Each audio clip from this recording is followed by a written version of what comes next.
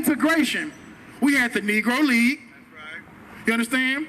We had Black Wall Street. Right. We had permanent black towns. You understand? We had all these HBCUs. One a year, sir. We had them, one a year. We had them before integration. Now here's my question. What have we built after integration?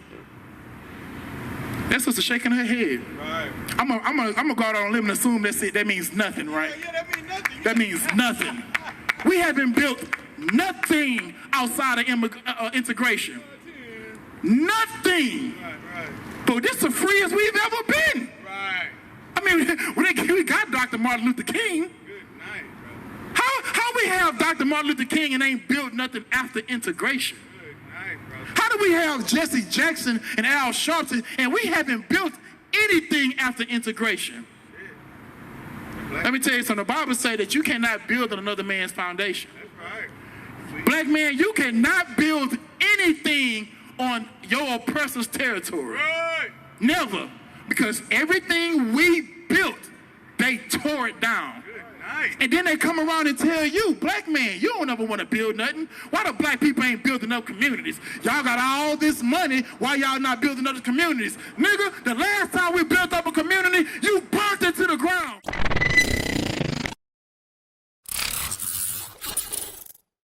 I believe if the watch how high Listen to this. Goes in the right. Yeah, go ahead and play this audio. He can flat out change a team's future. Yeah, but if you can play, you can play. I mean, Mel Blount, Niels Williams, Michael Strahan. I mean, it's a Hall of Fame parade. Go look at the early guys that was in the Hall before schools got integrated. Yeah. Go look at the Hall of Famers in the NFL and see where they came from. The Maryland Eastern Shores. So now, I don't know if you heard what he said. He said, go look at the players who was in the early Hall. Hall is slang for Hall of Fame. So Shannon Sharpe is saying, go look at the early players that are in the Hall of Fame before integration. Play it. The Grambling, the Southerns, the Alcorns, the Jackson, the South Carolina State. Stop. Bob Hayes. Yeah. So now he just named all the schools that these players used to go to. The Southerns, the Jackson States, the Alcorns, the Gramblings. What schools am I naming right now? Right. Those are HBCUs. Right. Now, mind you, the whole subject was on Deion Sanders and him leaving J-State. Now, when Deion Sanders came to Jackson State University, it revitalized SWAC football. I don't understand if you know how big it was. Every game they played was sold out. Right. Every game. People who didn't even care about, like I was in a band, so I cared about the marching band and the HBCU scene, right? But people who didn't give a damn about band or football, what's up, brother? People who didn't give a damn about it, they went to these games so they could see Coach Prime come out of the ends, come out of the little thing with his dance and everything out the tunnel, right? He revitalized the HBCU football scene. He made it. He actually got a transfer to leave a top 5 school and come to the SWAC. I don't think you understand how pivotal that is. All because of Coach Prime, this one top 5-star, what's his name? Travis Hunter, a 5-star recruit, decommitted from wherever the hell he was going, some PWI, and came to a nigger school. Right. That's what he did. And this is Shannon Sharpe talking about how these players in the early Hall of Fame came from these schools. Play it again. Keep playing. Yes. Yeah. FAMU. Yeah. Mm-hmm. Tennessee State. That's where they came from. Uh-huh. But integration changed that. Stop. Because the guys like, man, Integration changed that. Right. That's what he just said. What did he change? What did integration change? Integration changed the Hall of Fame people. Right. Because before integration, all the Hall of Fame players came from HBCUs. The Texas Southerns, the Prairie Views, the Southerns, the Mississippi Valley, the FAMU, the Bethune-Cookman. You understand? This is where they came from. And then when integration happened, all that changed. I want to play a little bit more, and I got to ask the question. Play the rest of it. Play on TV for the 80,000, and maybe, you know, mom got a refrigerator out of the deal. You know what I'm saying? Yeah, it was different. Stop it again. He said playing on TV in front of 80,000 people and your mama getting a refrigerator was an incentive for you to leave. Instead of going to Southern, you would go to, Georgia? Where's the Bulldogs? Georgia? Alabama? What's the name of the other schools? USC, all these predominantly white institutions. These black players would forego going there because for the opportunity to play in front of 80,000 people, and maybe your mama get an icebox out the deal. Keep playing it. I got it. The Angel Reese. 1.5 million NIL deal. Good for her. She deserves it. Yeah. She'll earn it back. Yes. Yep. That stuff matters. These kids like, okay, I get an opportunity. Somebody gonna give me, $300,000-$400,000. I can help mom out before I even go make some real money. You can't. Stop it right there. That's what he just rationalized it. He said somebody gonna give me $300,000 and I can help out my family. Let me tell you something. I'm speaking strictly to black and Hispanic people. As a child, it is not your place to help out your family. Right. It's not. That burden is not on you. It's on your family. It's on your mother. It's on your father. But because of poverty, because of oppression, you make your life decisions based off what the opportunities your parents didn't get. So instead of going to Southern, J-State, Texas Southern, a school that represents where you come from, you take the $300,000 and go make some white university rich. You understand? And that happened after integration. Right. Let me give you another integration lesson. Jackie Robinson. Damn. He was the face of the Negro League. Right. The baddest man to ever swing a baseball bat at the time. And you know what they did? They poached him from the Negro Leagues and brought him to the MLB. What you think happened to the Negro League? Where is it today? It doesn't exist. Right. The Negro League no longer exists because Negroes thought playing baseball in front of 80,000 white fans is better than playing in front of your fans. Right. That's what they thought. Why would they think like that? The money. Now, brother, listen, I'm not telling you not to make no money. I understand how this world is. The world revolves around money. You got to have some type of money. But at what point are you going to think about your people? Right. You understand? Jackie Robinson wasn't thinking about his people. Right. He was thinking about his pockets. Right. Because guess what? When they shut the Negro League down, they had vendors in there, right? Right. They had little kids who couldn't afford, the Major League Baseball tickets, right? But they can afford to go see those Negroes play. That's right. You understand? Josh Gibson. Who was Josh? Who was that? We can see Josh Gibson. Oh, Josh Gibson? Who was that? I don't even More home runs than Babe Ruth. Listen, I don't know none of them. Maybe I would know more about baseball if the Negro League was still around. Goddamn, yeah. You understand? Maybe I would love the sport of baseball if I can go watch some niggas play it. And by niggas, I mean all the 12 tribes. The Dominicans, the Simians, the Puerto Ricans, the Guatemalans, the Mexicans, all of them. Because that's who's playing in these games. Right. That's who's playing in them. You want to talk about Mexicans stealing your jobs? Nigga, we better at it. That's why we taking your job. That's why they coming to the NBA to see a sport that was started by white people be dominated by 75% niggas. Right. That's why. The NFL dominated by white people. Not anymore. Now they even let niggas be quarterbacks. Do you know that at one point in time they said, don't get a black quarterback, not because he can't throw, not because he can't take a hit, because he's too stupid to learn the plays. Right. That was the thing. That's why they didn't like black quarterbacks. Now you see black quarterbacks, black running backs, black wide receivers, black tight ends, all the quote-unquote weapons in football are Negroes. Right. You understand? Negroes. And guess what, Negro? When you going to be a weapon for the Lord? That's right. When are you going to be a weapon for the Most High? When are you going to be a weapon for your community? We need more black men to say, I could go to Duke. I can go to North Carolina. can go to USC, but I'm going to go to TSU. You understand? Like, I don't know if y'all know about, I'm going to get off of, I don't know if y'all know about the Fab Five. The Fab Five was a 5-man team that went to Michigan, all freshmen. Went to Michigan, is it Michigan University?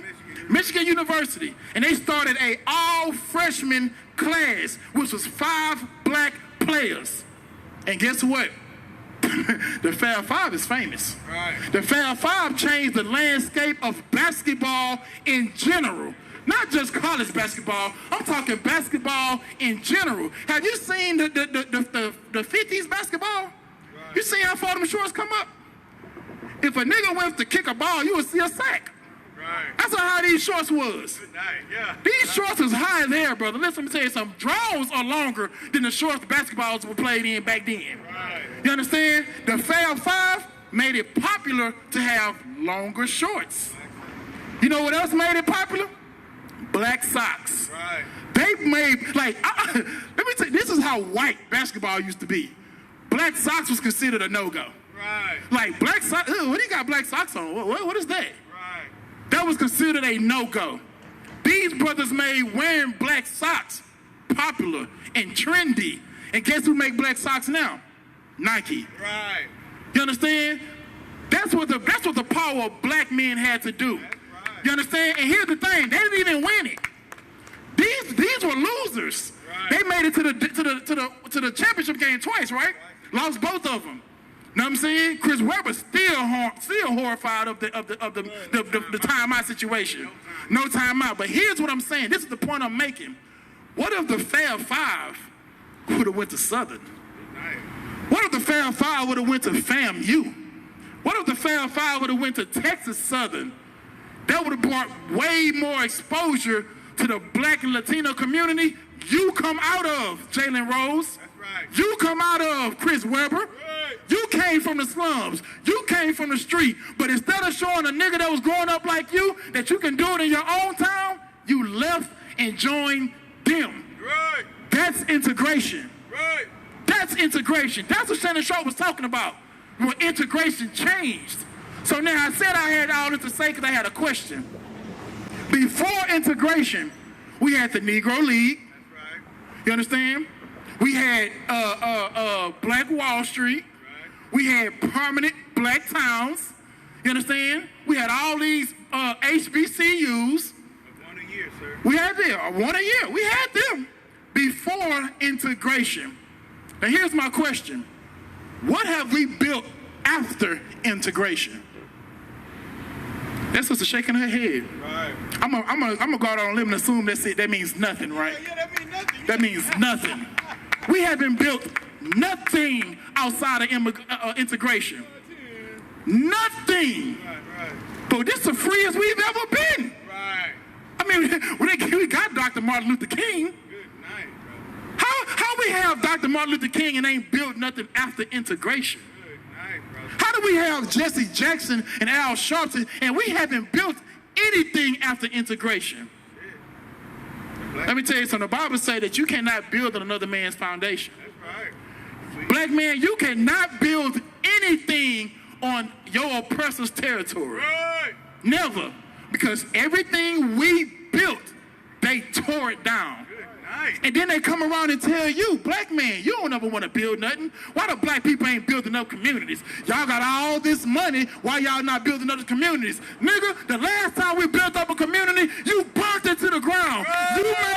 You made it evident that you would never stand for a black establishment. Right. You made it. You did that. And guess what? The message was received. That message was received. Seneca Village, a black town in New York City, burned it to the ground so they could expand Central Park. We get it. Oh no, we get it. You know how many? Go to Google. Go into your Google machine because you Google everything else. You Google black men being thugs.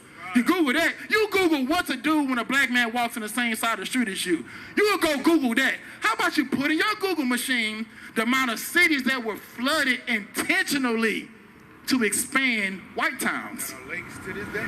There are lakes to this day. You're talking about the 5 Great Lakes. Right. There are many Great Lakes built on the burial of black people. Right. They flood your cities. They bring pipelines through the reservation that they gave you. Right. That's supposed to be Indian. That's supposed to be Indian territory. It's supposed to be sovereign.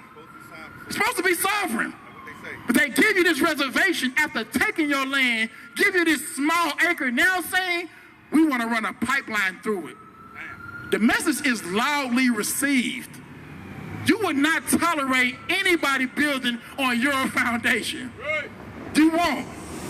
But guess what? Y'all ain't have Christ. That's right. You understand? Y'all ain't have the greatest black man to ever live. Right. To ever live. And he taught us, indeed, how we can build the kingdom right here. Good night. We can build it right here. One person at a time. The scriptures say the kingdom of heaven is within you. That's right. It's within you. Right. So why don't we see it? You have a brick inside of you right now. That's the brick we're missing right now for the truth. Right. Where you gonna put it? Black man, Hispanic man, Native American man, where you gonna put that brick? Right. Are you gonna put it into their institutions?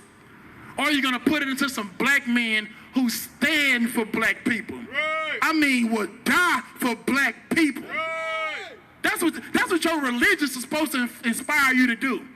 You want to know why Islam is so radical? You want to know why they say Muslim is so radical? Because those people will die for what they believe in. Right. That's why it's radical. Not because they hate white people or anything like that. Islam is radical because they would rather die than be a slave. That's why it's radical. Well, Christianity isn't radical anymore. Not black Christianity. That's right. White Christianity is indeed radical. Do you not know that Christianity was spread by the sword, just like Islam was? Oh, they don't tell you that. They don't tell you how you became Christian. You didn't get off the boat and they said, nigga, do you want this stone or do you want the cross? Right. They didn't give you a choice. They beat Christianity into you. That's what they did. They beat Christianity into our forefathers. They did that. Show me in the Bible where Christ beat Christianity into somebody. Show me. Right. Show me anywhere in the scriptures where Christ was preached with violence. Right. Show me. But I can show you in history where Christianity was pushed with violence. Go see what's that thing called? Crusade. The Crusades. Brother, the Crusades. How about another one? The Spanish Inquisition. Good night, sir. How about another one? The African diaspora. But what's the main one that everybody knows about? The transatlantic slave trade. Right. What do you think they came over here for? For God and glory. But they brought you over here for servitude and slavery. Right.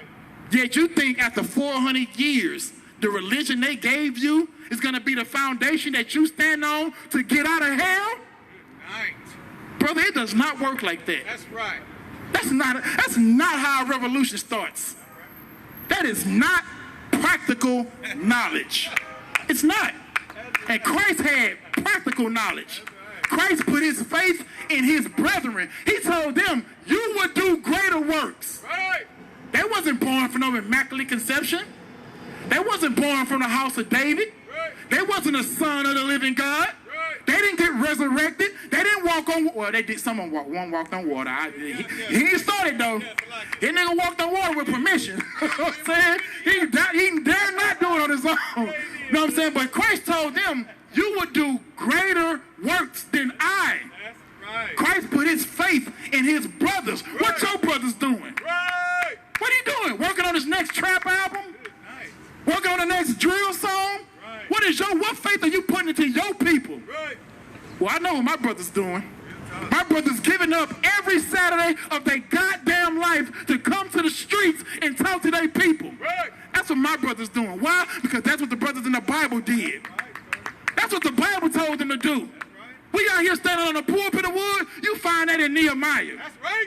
Standing out there open with the book of the law, you can find that in Nehemiah. That's right. When somebody reading the scripture and somebody giving the sense, you can find that in Nehemiah. Right. So just like you see prophets of the Bible out there, you see them right here today. Right. The prophets are back today in the earth, but will you listen to them? Guess what? When Jeremiah was prophesying, they didn't listen. Right. I hope you know that, right? Do they teach you that in church? I don't know. Do they teach that? They don't teach that, huh? When Nehemiah was prophesying, they didn't listen. Hell, they didn't want to listen to Moses. So I understand why you don't want to listen to us.